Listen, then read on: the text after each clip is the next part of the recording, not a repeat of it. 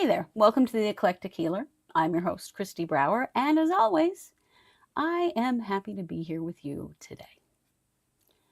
Been doing a lot of thinking, writing, philosophizing about fear and empathy. Because I think empathy is our superpower. I genuinely do. And for those of you out there who identify yourselves as empaths, I think you probably know what I mean. But let's take it a little further today.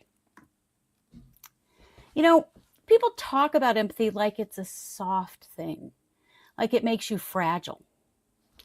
But in my experience, I've learned that empathy is actually one of the strongest energies that we have. It's how light in me recognizes light in you or any other living thing. We all have that light within us, and we all have the ability to recognize it.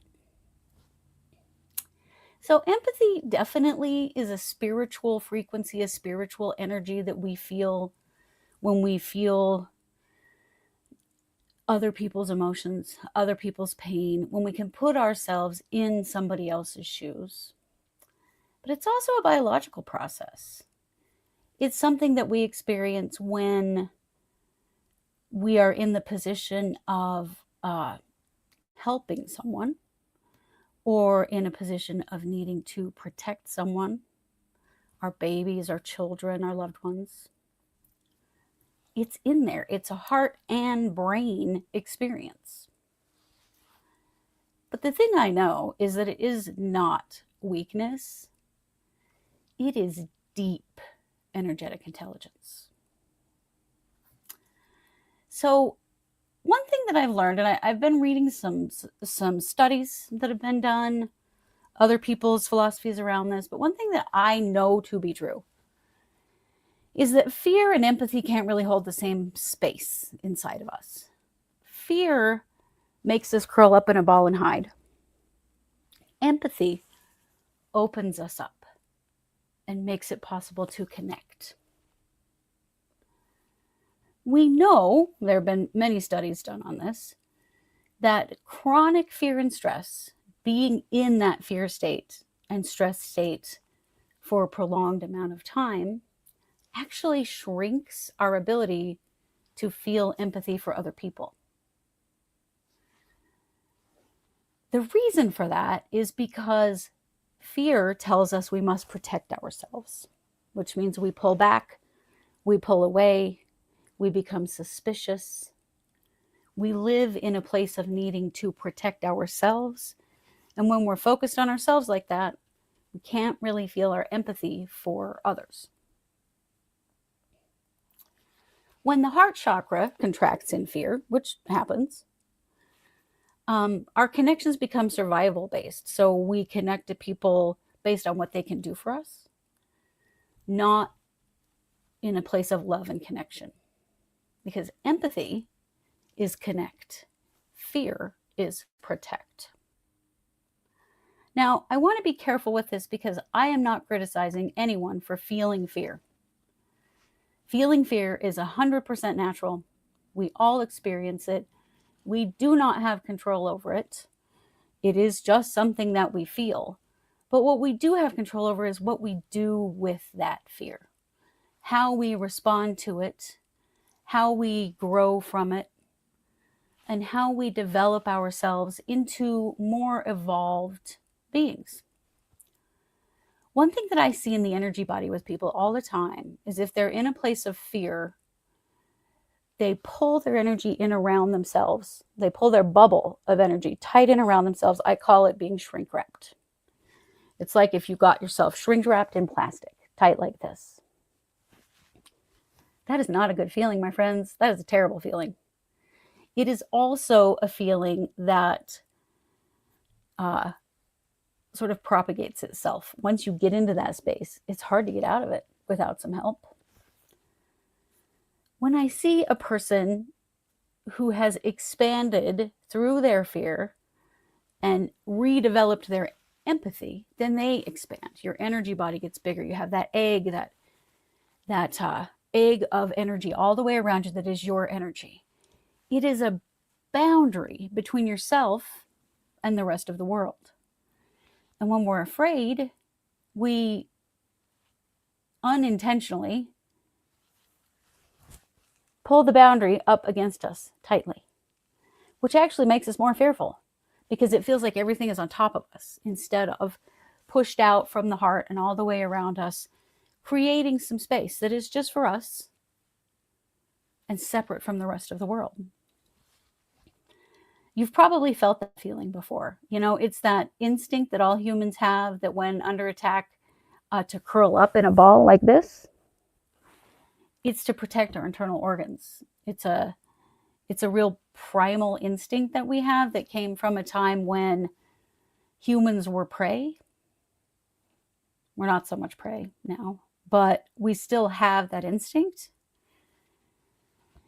It is something that we can change and develop into a positive and a better experience if we acknowledge that when we feel fear now, for the most part, I know it's not always true, but the majority of the time, when we're feeling fear, it is not a physical threat.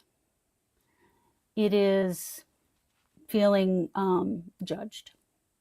It is lacking confidence, feeling like we can't do anything correctly, and so we're afraid of all the choices that we have to make and the steps we have to take in life. Feeling like other people don't love us, feeling like other people don't want what's best for us or want us to be happy.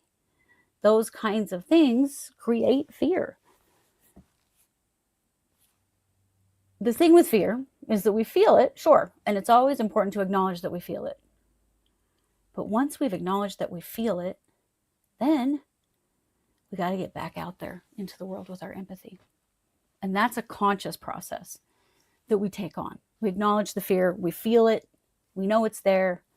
We, my friend says, pat yourself and say, they're there. And I think that's really smart. We give ourselves our moment, but then we got to push our energy back out, man.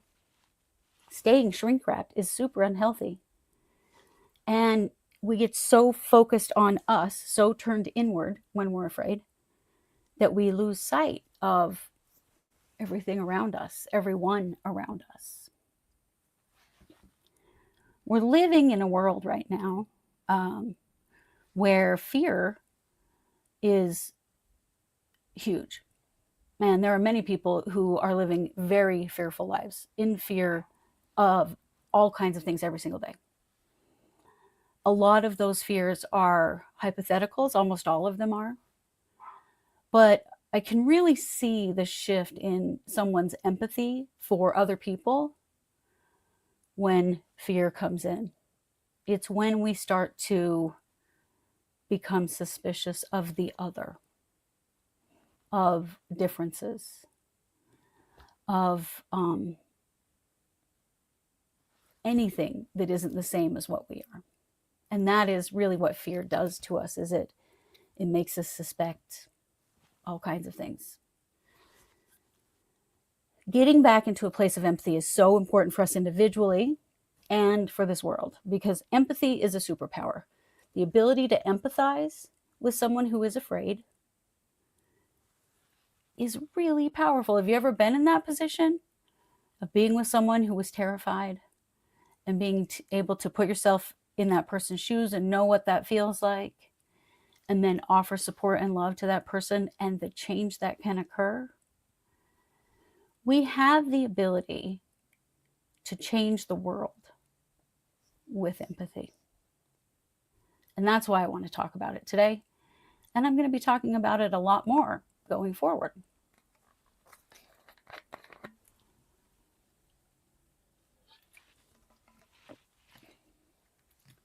So one of the things I think is interesting is that neuroscience is catching up with what me and all the other energy healers out there in the world have known forever, which is that chronic stress reduces brain activity in the empathy networks in your brain.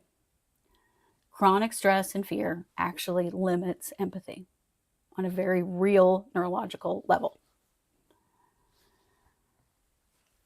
Another way that empathy gets reduced is compassion fatigue. And many of us, I know I'm talking to many, many empaths out there in the world.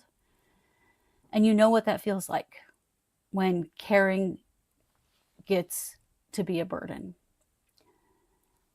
That is not a lack of empathy. It is actually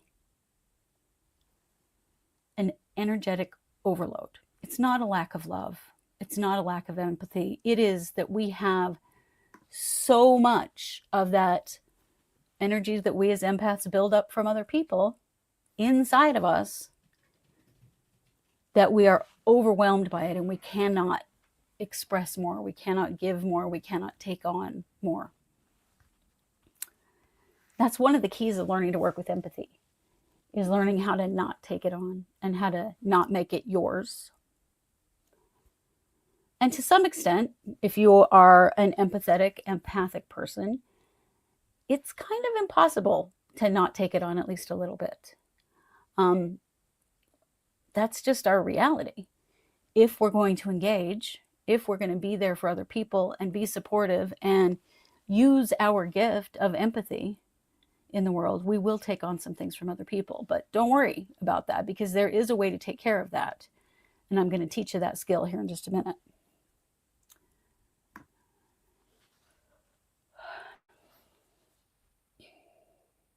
When we live in fear long term, our brains actually start treating other people's pain as a threat instead of a call to connect. We feel the need to protect ourselves from them rather than reaching out. It's happening in our brains, and it's happening in our energy bodies. From a healer's perspective, empathy isn't just an emotion. It's a vibration. Empathy is a high vibrating vibration. It is a vibration that connects all of us together and raises us up out of what this world is teaching us is true about one another to what we feel in our hearts is true about one another. And those can be vastly different things. I'm going to tell you a story that drove this home to me in a big way. This happened many, many years ago now. It was back when I worked as a social worker. I was working as a social worker. I was also an energy healer at the time. And I was involved in a custody case where I was working with a young teenage girl who had a child with a teenage boy. And the teenage boy had taken the baby for a visit and had refused to give him back. And this baby was under 1. He was very little. And I assisted her with getting an attorney and, starting the legal process to, number one, be able to get her child back and to be able to establish visitation in a way that was safe and enforceable so that what was best for this child was happening and so that this mother didn't just lose her baby. So this was a really heated situation. And so the judge didn't allow anyone in the courtroom except for the parents and their attorneys. The rest of us were all sitting outside the courtroom. So I'm sitting with this young girl's family, and the young boy's family is sitting across the way from us. And there's this, you can feel the animosity, and you can feel the lack of empathy going on in both camps. It was really challenging. And the hearing went on, and it went on, and it went on. There had been some mental health professionals that testified. Various people had come in and testified. And still nothing. No one was coming out with any answers, with any, resolution. And as a novice healer at the time, I had learned about connecting my heart to someone else's heart to send them universal love, literally, to create a pipeline of empathy from myself to someone else. And And so I decided to try to use that in this situation, because it seemed to me that things were not going well in there, because this hearing had been going on for hours. So I reached out from my heart to this young girl's heart and made a connection. And then I connected her to her attorney.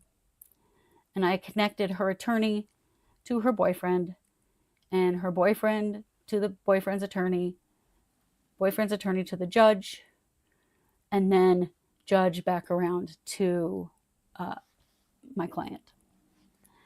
And I just started sending love. And I started intending that they would all feel in their hearts what the real intention was from these two young parents, so that they could feel what was really not being said in this situation, so that I could raise the vibration of that experience above the mundane and the animosity and the infighting between the families. And I was just sitting on, it was like a church pew outside of a courtroom. It was really, really hard bench. We'd been there forever. I just kind of laid my head back against the wall and closed my eyes like I was resting, and just started this process and just sent energy in that circle. Well, about 30 minutes later, courtroom doors open. Out comes my client with her attorney and the young man with his attorney, and they go to the opposite families. And the attorney is smiling. He's got this big grin on his face. And I said, "What happened?" And he said, "Well, it seems that," and he mentioned the young man's name, and he said, "He's had a change of heart."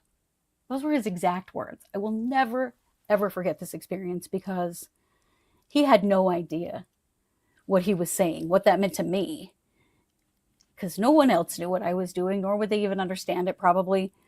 But when he said he'd had a change of heart, he said, keeping the baby from her is really kind of my parents' thing. It's not what I want. I want to stop all of this. I want to agree to some visitation. I want our child to be able to go back to his mother. And I want to just, let's set up some visitation so I get to see him. And so in that time that I had started that process, he had a change of heart. It still just chokes me up to even think about it. So it ended the entire situation in a positive way right there.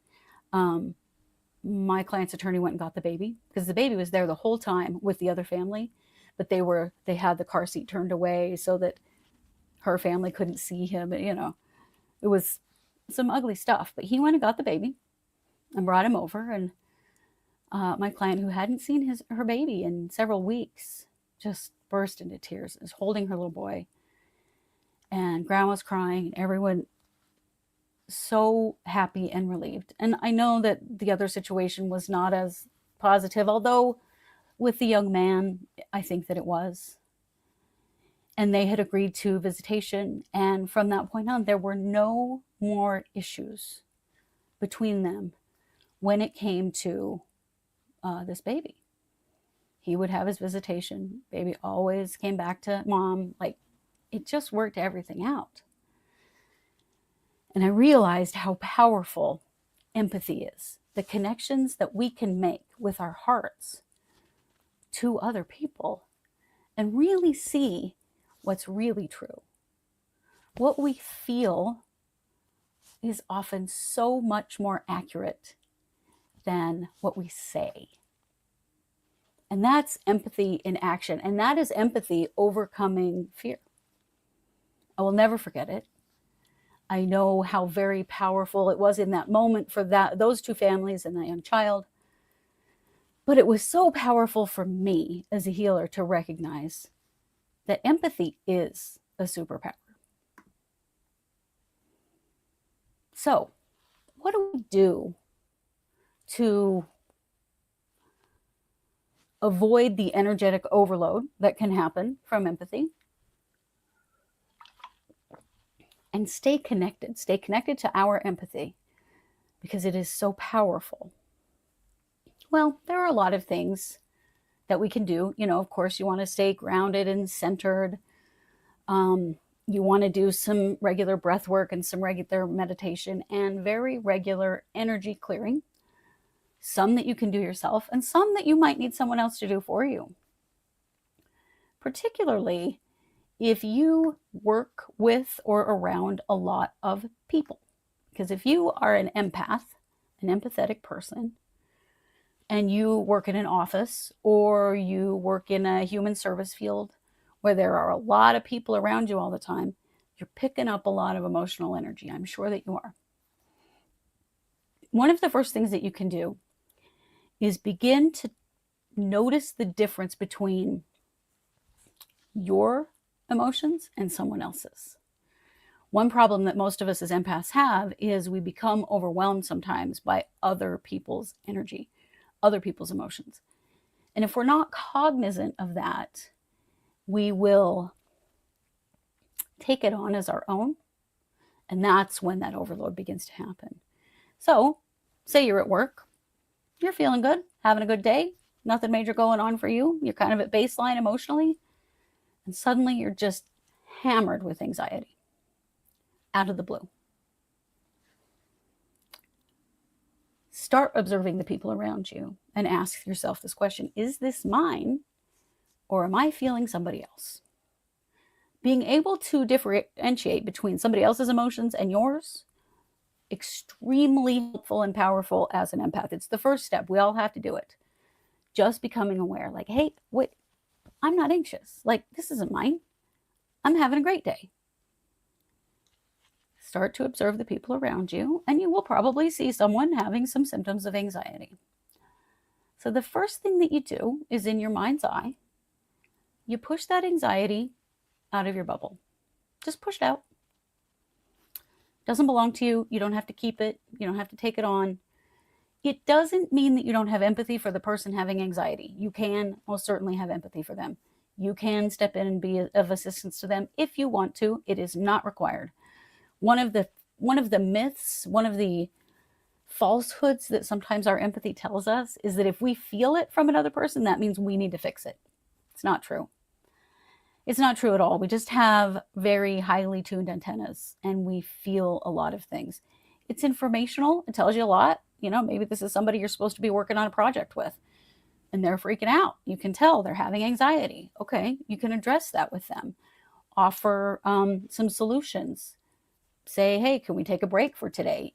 Let you settle, whatever you need to do. But you don't have to solve it for them. You can acknowledge, I can tell you're really anxious about this. And is there anything I can do for you? Or what can you do for yourself? Those kinds of questions, really important, always to address that kind of thing. But it doesn't mean you have to solve it. You can support the other person in solving it. So that's the first step. That's very, very key in doing. And it just takes practice. It means bringing your attention to those emotions. I don't know about you, but I think most of us do a lot of ignoring of our emotions. We don't name them. We don't acknowledge them. We just sort of keep on trucking. So identifying first if it's yours or theirs, super important, because if it's yours, you need to address it, right? If it's your anxiety, you need to acknowledge, man, I'm feeling so anxious right now. Acknowledging that to yourself, validating yourself, so important. It's just as important as validating it for someone else. The other thing we can do is an exercise that I put this exercise together many years ago to help us release the extra energy that gets built up inside of us because we are taking on and feeling and sometimes storing up in our bubbles the emotional energy of other people. And that's where compassion fatigue comes in. We need to release that bubble, right? So we're going to do a little exercise. I'm going to teach you how to do it. And then this is something you can do for yourself. If you are a highly empathetic person, I recommend that you do this exercise every single day. It works regardless of whose energy is in there, because you know what? A lot of it's going to be your family's. We take on so much from our families, much more even than from other people. The people we're the closest to have the most impact on us vibrationally. So family, friends, coworkers. clients, anybody really that you come into contact with, you can take that on. So doing this every day, I think it's good to do it at the end of the day. Like do it as you're going to bed. Going to bed with a clean bubble, you're going to sleep better. And, you know, when you wake up the next morning, you're at a good baseline vibration to start your day. And you'll probably pick up some things along the way. But if you are releasing this every day, it doesn't build up the way we all know it can. And the way we all know it can begin to impact our empathy. So let's just do this together. This is called Clear Your Bubble. Close your eyes and take a few deep breaths.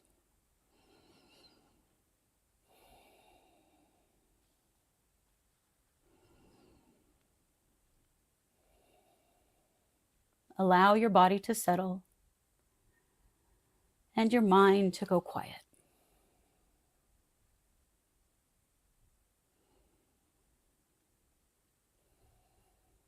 Bring your attention to the energy in your bubble. Your bubble is an egg-shaped energy that emanates from you out to arm's length, all the way around your body, front, back, above, and below. Take a look at what's in your bubble. Does your bubble look clear, like a soap bubble with a little rainbow on the outside? Or does your bubble look cloudy? Does your bubble have some stuff floating around in it? It could be a dark color. It could be all different colors. It could look like someone's face. It could look like a gremlin. It could just look like some amorphous, cloudy energy. There's no right or wrong to that, but just pay attention to what is in your bubble.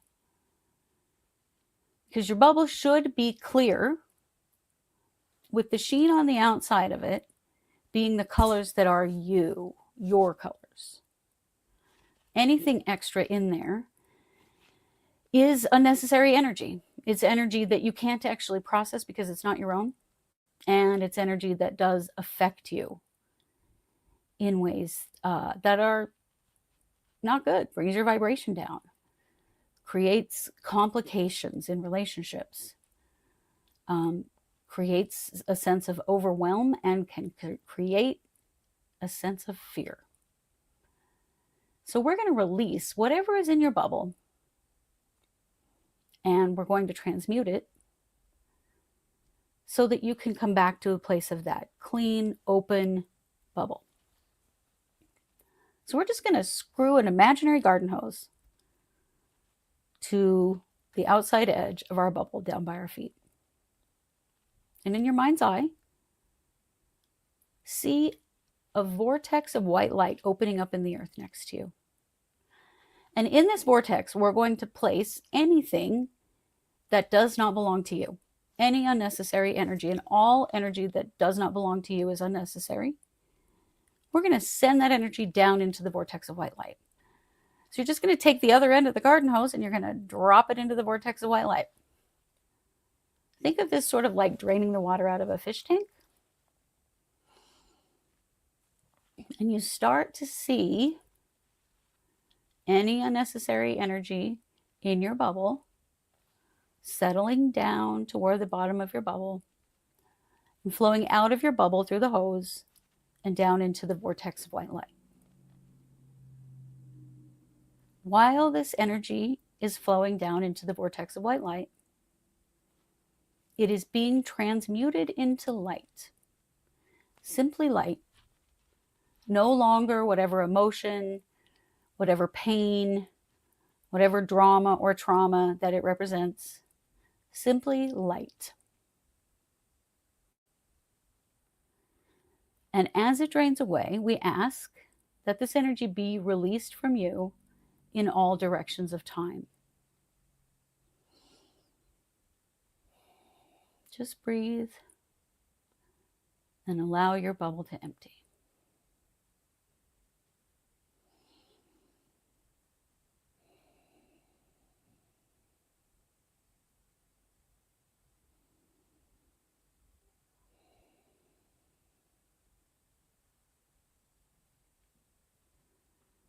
Very good. Now that your bubble is empty, we're just going to unscrew that hose and we're going to close up the vortex of white light. Now you are standing in your bubble and it is clear. There's nothing in it. I want you to consider the shape of your bubble. Does it look like a big egg all the way around you? Is it at arm's length all the way around you? Is it pulled in too close to you? Are you shrink wrapped? Is it like right up tight to you? Is it dented in some places? It should be equal, just like an egg, all the way around. If it isn't, that's okay. We're going to fix that. Now I want you to bring your attention to your heart chakra. Now, the standard colors for the heart chakra, as I've talked about many times, are pink and green and gold. But your heart doesn't have to be those colors. Your heart can be any colors. Just notice your heart chakra. If you need to, put your hand on it right there in the center of your chest. And ask yourself, what color, or colors, because usually there's more than one, is my heart? The first answer to come to your mind is the right one. There's no right or wrong, but the first one will be what your higher self is telling you. Anything beyond that might be coming from a place of doubt. So always use the first answer. So for me today, I see apple green and robin's egg blue and some baby pink. Once you've determined the colors that are in your heart, we're going to begin to push the energy from our heart out into the bubble. And it's just going to fill up. It's going to flow down your body to your feet, and it's just going to fill from the bottom all the way up to the top, up above your head. As it's filling, it's also adjusting your bubble to put it back into that perfect egg shape position. That's the way our energy is the healthiest. And so we're just going to use our intentions, that this energy, as it flows out of our hearts and begins to fill our egg, it's going to adjust the shape and size of our egg to the perfect shape and size that it should be. So just breathe for a few minutes and allow this energy to fill your bubble.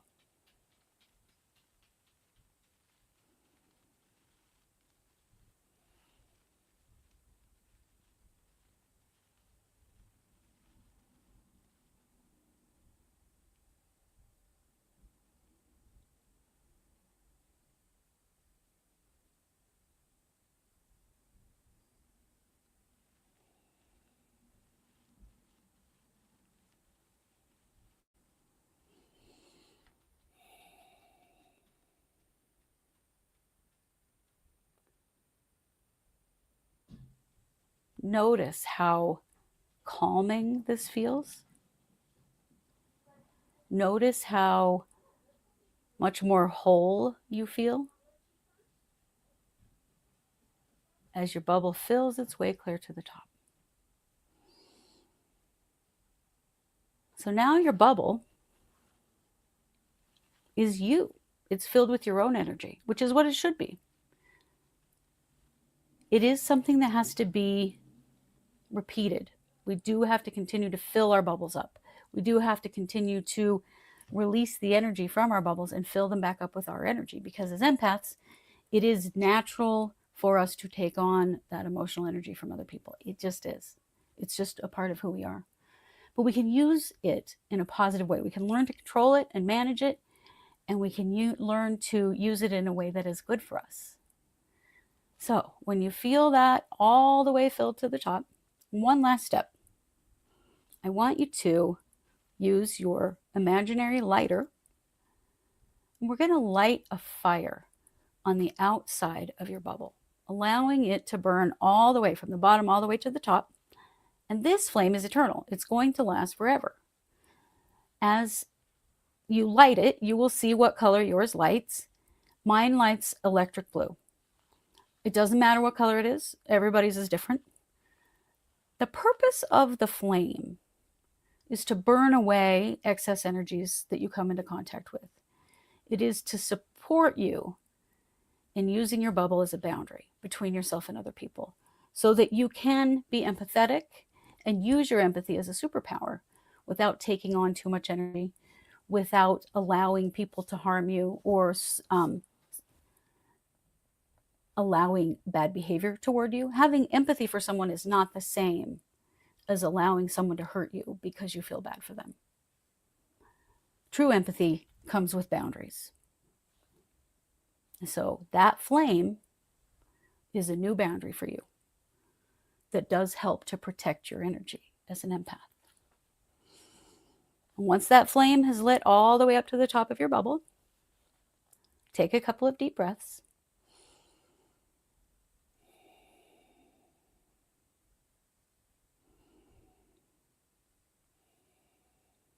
And open your eyes. Okay. Feel better? Feel lighter, clearer, more open, more able to connect? I bet you do. I bet you do.